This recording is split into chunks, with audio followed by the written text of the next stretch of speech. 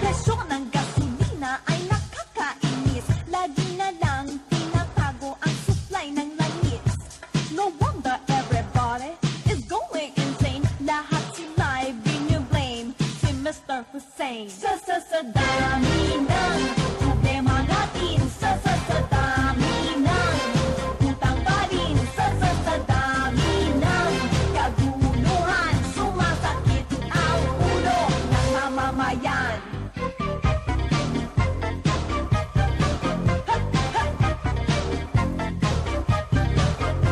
Hindi dapat magsisihan ang bawat isa. Ang dapat matutuhay ang pagkakaisa. May gera o wala, things will just be the same. Kaya dapat ay itigil na ang pagko-complain. Sa dami ng